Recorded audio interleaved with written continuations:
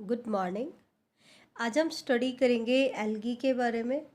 तो एल्गी जो है वो बिलोंग करता है डिवीज़न थैलोफाइटा से। ये चीज़ आप ध्यान रखना। और थैलोफाइटा को थैलोफाइटा क्यों कहते हैं? क्योंकि एल्गी की जो बॉडी होती है वो थैलस लाइक होती है। Thallus like means undifferentiated body होती है एल्गी की, इसलिए इनको हमने किस में रखा है? थैलोफाइटा ग्रुप के अंदर इनको हमने रखा है। ठीक है। सेकंड चीज़ आप ध्यान रखना, एल्गी की जो हैबिटेट होती है ये मोस्टली एक्वाटिक होते हैं। मोस्टली कैसे होते हैं? एक्वाटिक होते हैं। हालांकि इनकी कुछ फॉर्म टेरेस्ट्रियल भी होती है। सम फॉर्म कैसी होती है? टेरेस्ट्रियल होती है। ठीक है, ये चीज़ ध्यान रखना। इसके अलावा कुछ चीज़ें हम पहले ही डिस्कस कर चुके हैं, उनको हमने सेपरेटली भी स्टडी कर लिया था। क्या कि जो एल्गी के जो मेंबर होते हैं दे आर नॉन एम्ब्रियोफाइट। वो कैसे होते हैं? नॉन एम्ब्रियोफाइट होते हैं, क्योंकि इनके अंदर एम्ब्रियो स्टेज की फॉर्मेशन नहीं होती। और इसका कारण मैंने क्या बताया था? क्योंकि इनमें ज़ाइगोटिक मियोसिस होता है।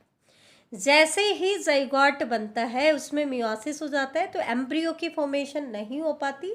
इसके अलावा भी मैंने बताया था कि इनको हम नॉन ट्रैकियोफाइट्स में रखते हैं। नॉन ट्रैकियोफाइट्स में इनको हम क्यों रखते हैं? क्योंकि इनके अंदर वस्कुलर टिश्यूज़ क्या होते हैं? एब्सेंट होते हैं। ठीक है।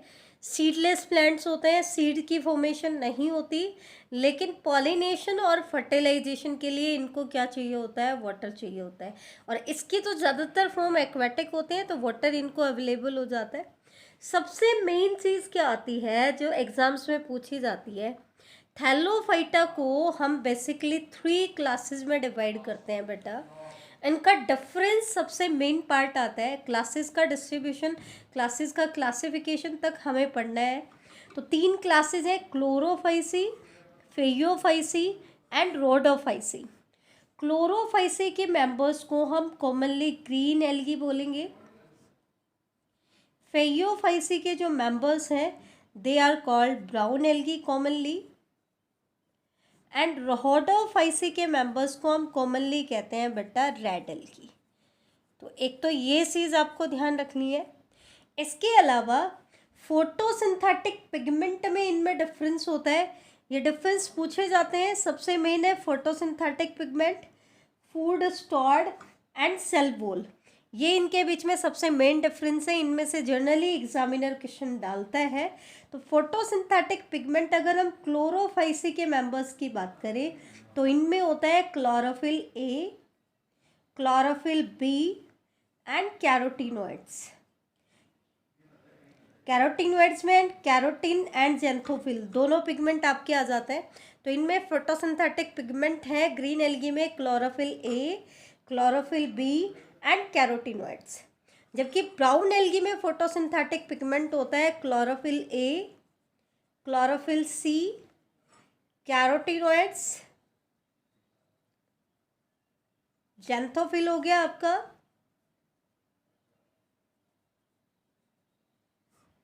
इसमें एक चीज ध्यान रखना, इसको जो ब्राउन टिंज मिलता है वो किसकी वजह से होता है? फ्यूकोजेंथिन की वजह से। ये मेन पिगमेंट आप ध्यान रखना। ब्राउन एल्गी को जो ब्राउनिश टिंज मिलता है ये किसकी वजह से मिलता है? फोटोसिंथेटिक पिगमेंट फ्यूकोजेंथिन की वजह से। ये चीज़ ध्यान रखना। रोडोफाइसी के मेंबर्स में फोटोसिंथेटिक पिगमेंट होता है chlorophyll A, chlorophyll D and R फाइकोइरेथ्रिन।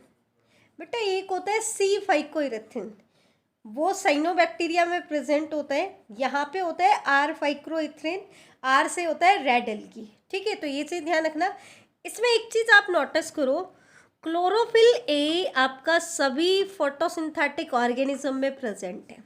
Green algae में भी है, ब्राउन एल्गी में भी है, रेड एल्गी में भी है। तो इसलिए हम क्लोरोफिल ए को कहते हैं universal photosynthetic pigment. Green algae में क्लोरोफिल ए के साथ क्लोरोफिल बी है, ब्राउन एल्गी में क्लोरोफिल सी और रेड एल्गी में क्लोरोफिल डी। ठीक है। ब्राउन एल्गी में मेन फोटोसिंथेटिक पिगमेंट आता है फ्यूकोजेंथिन, जो आपको याद रखना है। रेड एल्गी में आता है आर फाइकोइरेथ्रिन। ठीक है, तो ये चीज़ आप ध्यान रखें। अब हम आते हैं स्टोर्ड फूड को लेकर के। ठीक है, तो ग्रीन एल्गी के मेंबर्स में स्टोर्ड फूड होता है स्टार्च, और कुछ एल्गी में हमें ऑयल ड्रॉपलेट भी देखने को मिलते हैं। ब्राउन एल्गी के अंदर स्टोर्ड फूड मटेरियल होता है mannitol and लैमिनेरिन।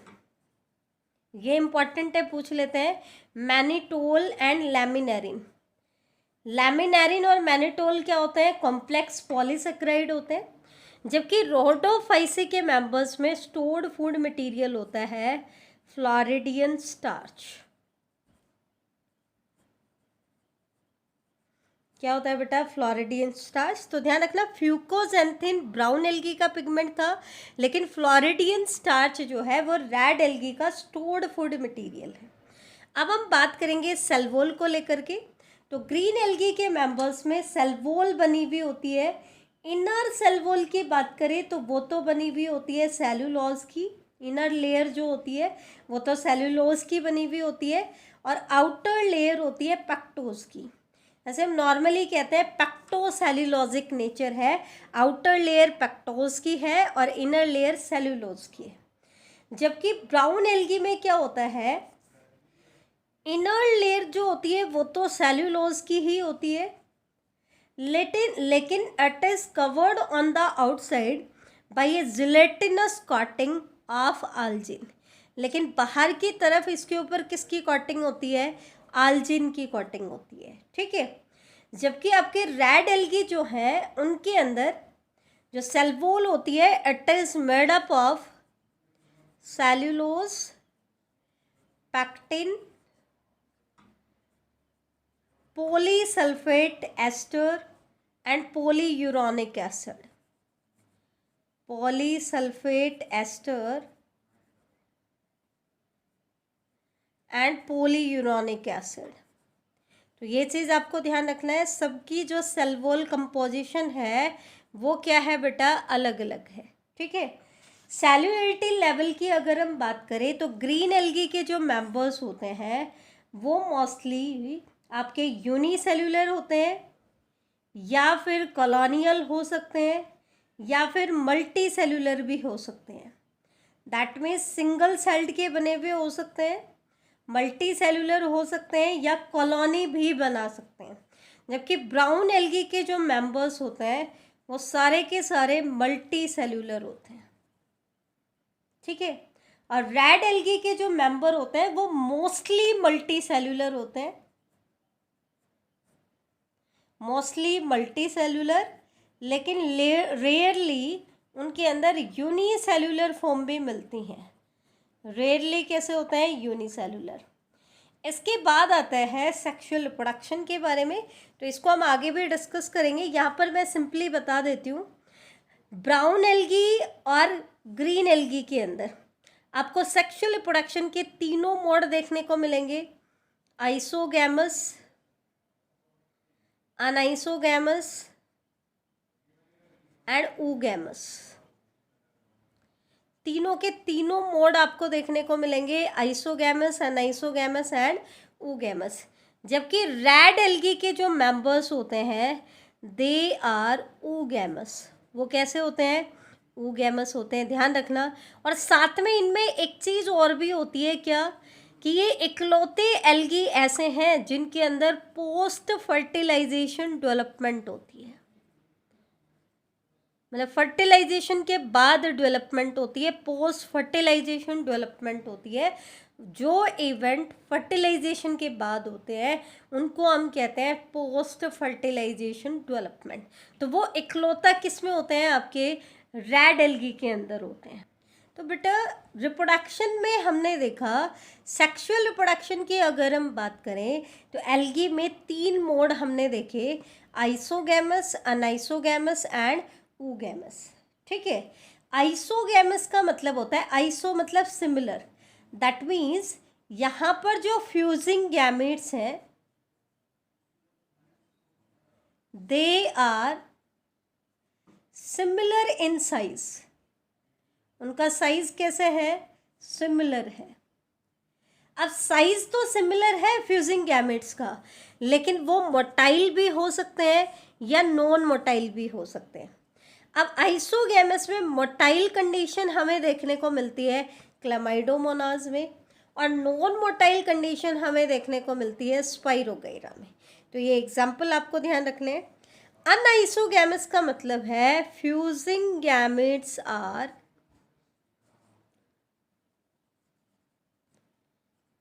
Dissimilar in size. Fusing gametes जो है they are dissimilar in size.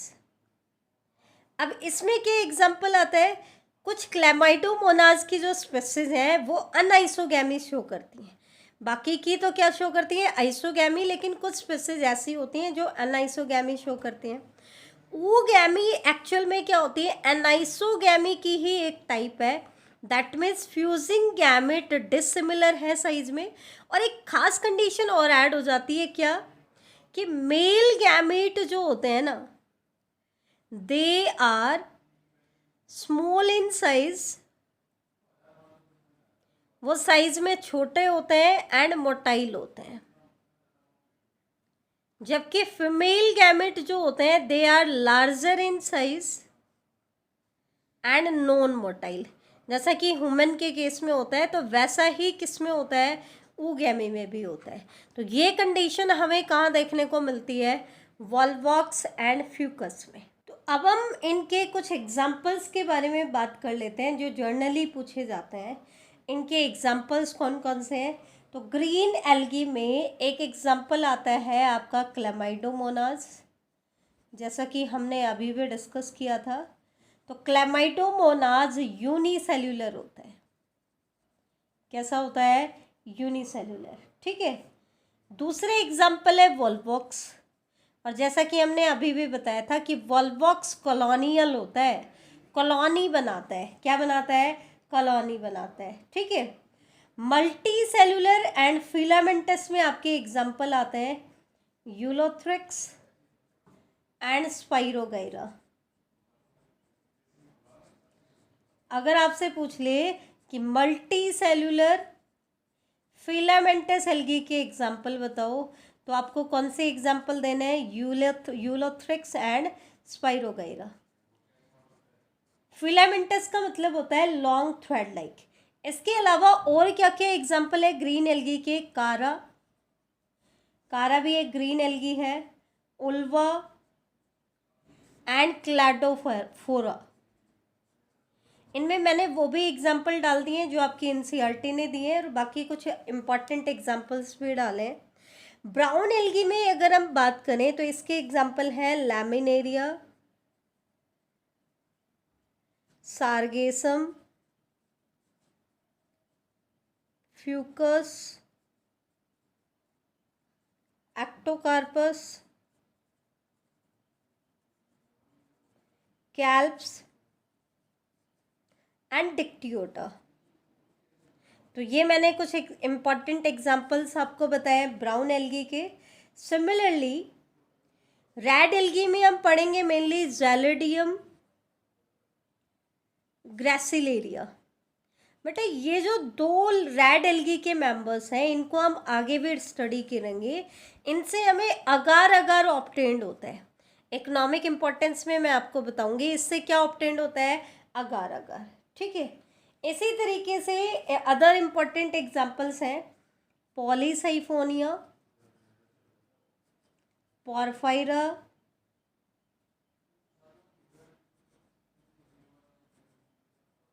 कॉन्ड्रस क्रिस्पस। ये कुछ आपके रेड एल्गी के एग्जाम्पल हैं, ठीक है। तो ये हो जाते हैं हमारे रेड एल्गी के एग्जाम्पल। अब देखो यहाँ पर मैंने कुछ डायग्राम्स ड्रॉ किए। एक है क्लेमाइडोमोनास का, जैसा कि हमने कहा था यूनिसेल्यूलर एल्गी है, मोटाइल है, इसके अंदर फ्लैजिला हमने कहा था आइसोगैमी शो करता है और मोटाइल होता है। ये मैंने यूलोथ्रिक्स, वैसे तो लॉन्ग फिलामेंटस होता है लेकिन उसकी एक सेल को हम जूम करके दिखा रहे। इसी तरीके से स्पाइरोगैरा भी आपका मल्टी सेल्यूलर और फिलामेंटस होता है, उसकी भी मैंने एक सेल को हाईलाइट किया है, ठीक है।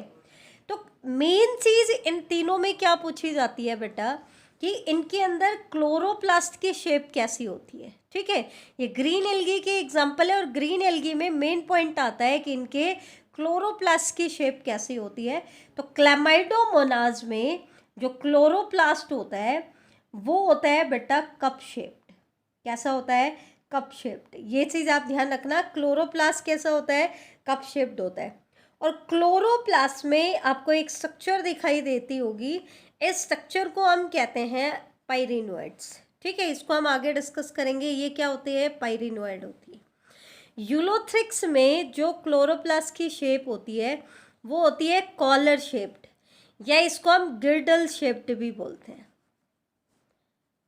क्या बोलते हैं? गिर्डल शेप्ड। ठीक है, तो कॉलर शेप का और गिर्डल शेप का किस में होता है? आपका यूलोथ्रिक्स में।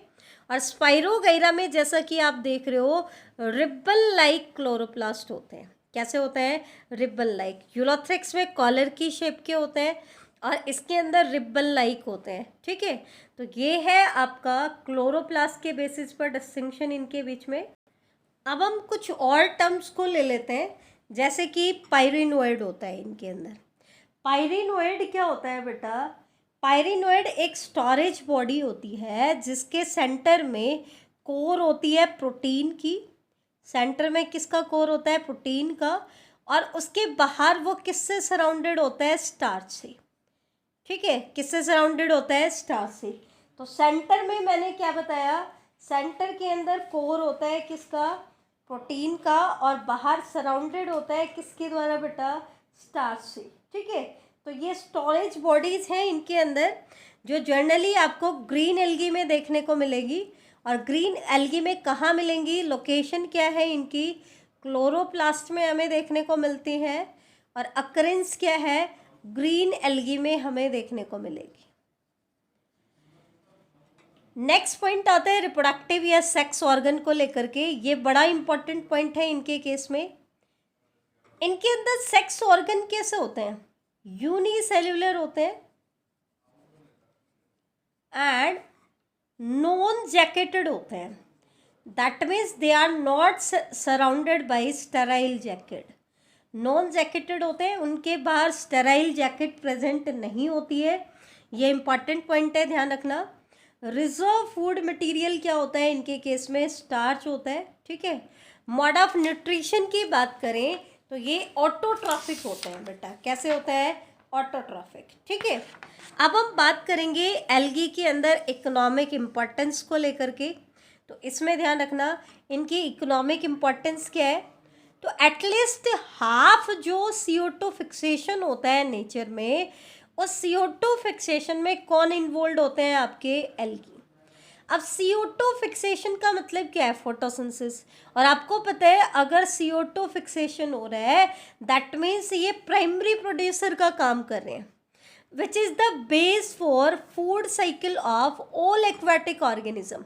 अब क्योंकि ज़्यादातर एल्गी एक्वाटिक हैबिटेट में पाए जाते हैं, तो जो एक्वाटिक एनिमल्स की फूड साइकिल्स होती हैं उनका ज़्यादातर बेस कौन बनाते हैं? एल्गी बनाते हैं। एक चीज़ और, क्योंकि एल्गी जो होते हैं ये फोटोसिंथेटिक होते हैं, तो CO2 लेते हैं और O2 को रिलीज करते हैं। तो ये वाटर के अंदर डिजोल्व्ड ऑक्सीजन के लेवल को भी बढ़ाते हैं। दैट मीन्स पानी में जो एरोबिक फॉर्म्स मिलेंगी उनके लिए ऑक्सीजन की अवेलेबिलिटी को बढ़ाते हैं। दैट मीन्स उनके सर्वाइवल को इंक्रीज करते हैं। तो एक्वाटिक हैबिटेट में डिजोल्व्ड ऑक्सीजन के लेवल को भी कौन इंक्रीज कर रहे हैं? आपके एल्गी इंक्रीज कर रहे हैं। एडिबल, कुछ एल्गी ऐसी होती हैं जो एडिबल होती हैं जिनको हम खा सकते हैं। लगभग 70 स्पीसीज ऑफ मैराइन एल्गी जो है वो एडिबल है, जैसे कि लैमिनेरिया, सार्गेसम। ये जो फॉर्म्स होती हैं ये कैसी होती हैं बेटा? एडिबल होती हैं, जिनको हम खा सकते हैं। ठीक है, तो लैमिनेरिया हो गया, सार्गेसम आपका हो जाता है। ये भी सार्गेसम की जो स्पीसीज होती है वो भी कैसी होती है? एडिबल होती है। साथ में पोरफायरा जो होता है वो भी कैसा होता है? एडिबल होता है। तो they are among the 70 edible species of marine algae. अब आती है हाइड्रोकोलाइट्स।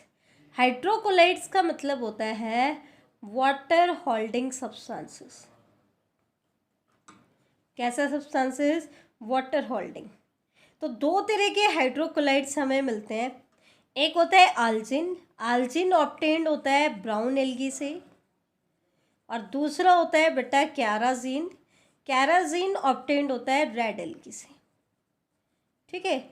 एक और कमर्शियल प्रोडक्ट होता है अगार, जैसे कि हमने पहले भी डिस्कस किया था। कुछ रेड एल्गी हैं जैसे कि जैलेडियम, ग्रेसिलेरिया, इनसे हमें क्या मिलता है? अगार अगार मिलता है। और अगार अगार हम कहाँ यूज़ करते हैं? टिश्यू कल्चर मीडिया बनाने के लिए लैब्स में जो आर्टिफिशियल मीडिया हम बनाते हैं बेटा, उसको लिटिल बिट सॉलिडिफाई करने के लिए, मतलब सेमी सॉलिड पेस्ट बनाने के लिए उनके अंदर अगार अगार डाला जाता है। अगार अगार की क्या प्रॉपर्टी होती है कि जब हम इसको हीट करते हैं तो ये मेल्ट हो जाता है, लेकिन जैसे जैसे ये ठंडा होता है तो ये सॉलिडिफाई होना शुरू हो जाता है। तो जनरली 1 to 2% अगार अगार डाला जाता है आर्टिफिशियली लैब में जो कल्चर मीडिया बनाया जाता है माइक्रोब्स को ग्रो कराने के लिए या प्लांट की टिश्यूज़ की कल्चरिंग कराने के लिए। ठीक है। दूसरा इसका क्या है बेटा, जितनी भी आइसक्रीम्स आती हैं, जेलीज आती हैं, उनको थिक पेस्ट बनाने के लिए भी क्या ऐड किया जाता है? अगार अगार। सबसे इम्पॉर्टेंट इसकी एप्लीकेशन है कि जो भी स्पेस ट्रैवलर्स होते हैं ना, वो एल्गी को फूड सप्लीमेंट्स के तौर पर यूज़ करते हैं। कौन से एल्गी? जनरली पूछ लिया जाता है क्लोरेला एंड स्पाइरुलिना। ठीक है, स्पाइरुलिना। ये जो एल्गी होती हैं इनको स्पेस ट्रैवलर्स यूज़ करते हैं। स्पेस ट्रैवलर जो है इनको अपने साथ लेके जाते हैं। एल्गी है, ग्रो करती रहती हैं। क्यों लेके जाते हैं? Because they are protein rich. ये प्रोटीन रिच हैं, तो इतने ज़्यादा अमाउंट में वो फूड तो लेके जा नहीं सकते हैं, तो फूड के सप्लीमेंट के तौर पर वो क्या यूज़ करते हैं? क्लोरेला और स्पाइरुलिना एल्गी को यूज़ करते हैं। ठीक है, ताकि उनकी बॉडी की रिक्वायरमेंट क्या होती रहे? फुलफिल होती रहे। तो ये था बेटा हमारा एल्गी के बारे में। नेक्स्ट लेक्चर में हम स्टडी करेंगे ब्रायोफाइट्स के बारे में। थैंक यू बेटा।